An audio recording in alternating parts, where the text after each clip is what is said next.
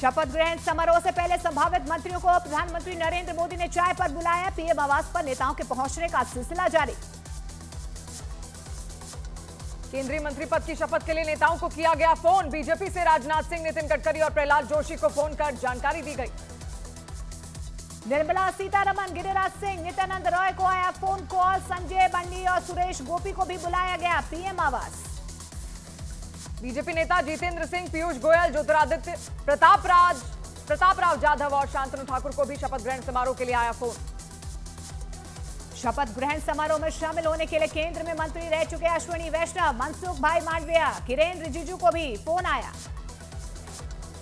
हरियाणा की पूर्व सीएम मनोहर लाल खट्टर, कमलजीत शेरावत और तमिलनाडु बीजेपी के अध्यक्ष अन्नामलाई को भी भेजा गया बुलावा। शपथ ग्रहण समारोह में होंगे शामिल।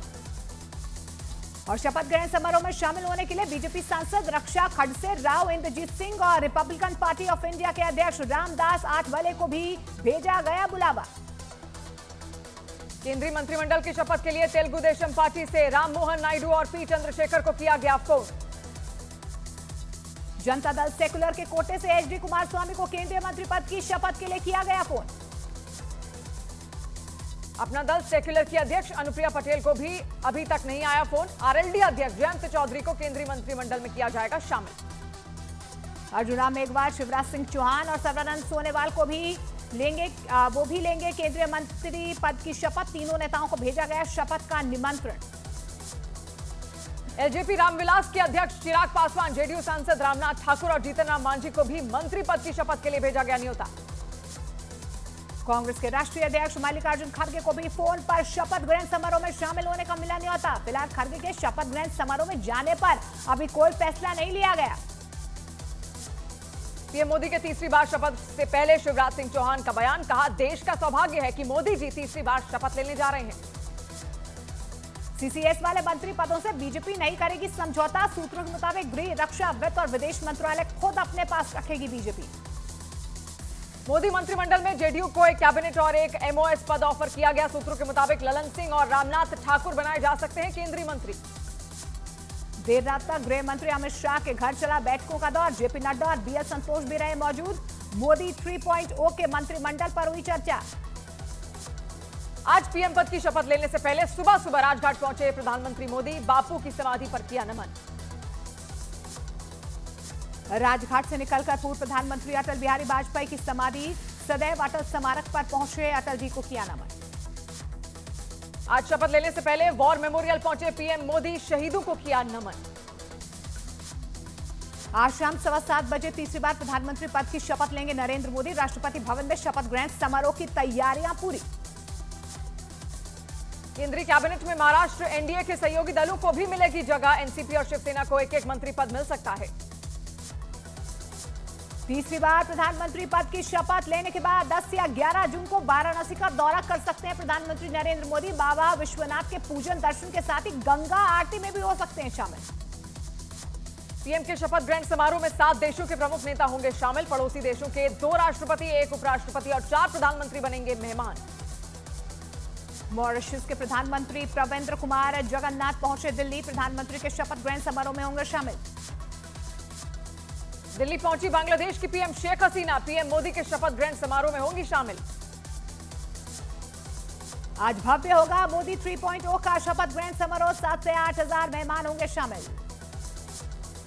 वकील, डॉक्टर, कलाकार, प्रभावशाली व्यक्ति और अलग अलग पेशे से जुड़े कई क्षेत्रों के प्रमुख व्यक्तियों को भी पीएम के शपथ ग्रहण समारोह में बुलाया गया।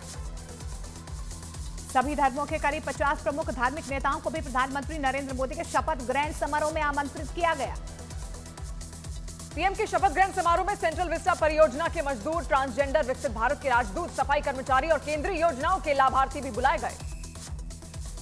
प्रधानमंत्री की ओथ सेरेमनी में बीजेपी के सभी पदाधिकारी रहेंगे मौजूद। पार्टी के राष्ट्रीय पदाधिकारी, मौजूदा सांसद, विधायक, एमएलसी, जिला अध्यक्ष, क्लस्टर प्रभारी और लोकसभा प्रभारी होंगे शामिल।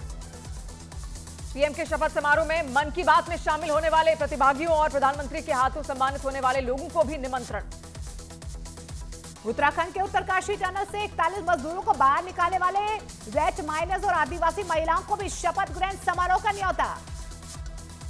पीएम के शपथ ग्रहण समारोह के लिए पद्म भूषण, पद्म विभूषण और पद्मश्री पुरस्कार विजेताओं के साथ गणमान्य लोगों को भी भेजा गया न्योता। एशिया की पहली महिला लोको पायलट सुरेखा यादव भी मोदी के शपथ ग्रहण समारोह में होंगी शामिल। वंदे भारत ट्रेन के सभी लोको पायलट और सह लोको पायलट्स को भी भेजा गया न्योता। 9 जून को पीएम के शपथ ग्रहण समारोह के दौरान नई दिल्ली में नो फ्लाइंग जोन लागू रहेगा। ड्रोन या छोटे बड़े किसी भी तरह के फ्लाइंग ऑब्जेक्ट पर लगी पाबंदी। शपथ ग्रहण समारोह के लिए दोपहर 2 बजे से रात 11 बजे तक राष्ट्रपति भवन के आसपास स्पेशल ट्रैफिक व्यवस्था लागू रहेगी। दिल्ली ट्रैफिक पुलिस ने जारी की एडवाइजरी। दिल्ली में कांग्रेस संसदीय दल की बैठक में नेता चुनी गई सोनिया गांधी। सीडब्ल्यूसी की बैठक में राहुल गांधी को नेता विपक्ष बनाने का प्रस्ताव पास। जेडीयू महासचिव केसी त्यागी ने किया नीतीश कुमार को प्रधानमंत्री पद की पेशकश का दावा। का 4 जून को नतीजों के बाद इंडिया गठबंधन की तरफ से आया था फोन। इस साल आयोजित हुई देश की सबसे बड़ी मेडिकल प्रवेश परीक्षा को लेकर विवाद बढ़ता जा रहा है। केंद्र सरकार ने नीट यूजी में ग्रेस अंक विवाद को फिर से जांचने के लिए 4 सदस्यीय कमेटी का गठन किया। नीट रिजल्ट के मुद्दे पर अखिलेश यादव ने ट्वीट कर सवाल खड़े किए। लिखा, एक बड़ी धांधली की ओर संकेत करता है। हिमाचल के रोहतांग में भारी बर्फबारी से गुलजार हुआ पूरा इलाका। पहाड़, घर, सड़क, हर तरफ बिछी बर्फ की सफेद चादर। रोहतांग कुल्लू की तस्वीरें आपके सामने।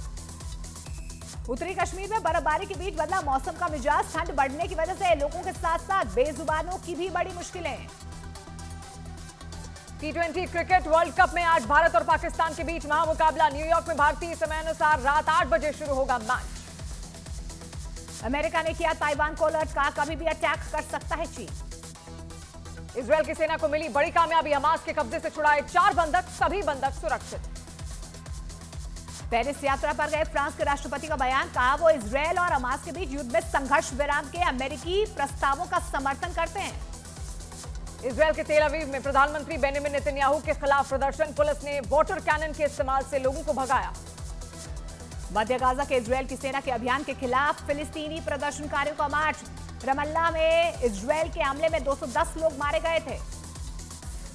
इजरायली सेना ने लेबनान में की जबरदस्त एयर स्ट्राइक। आईडीएफ ने हवाई हमलों का वीडियो किया जारी।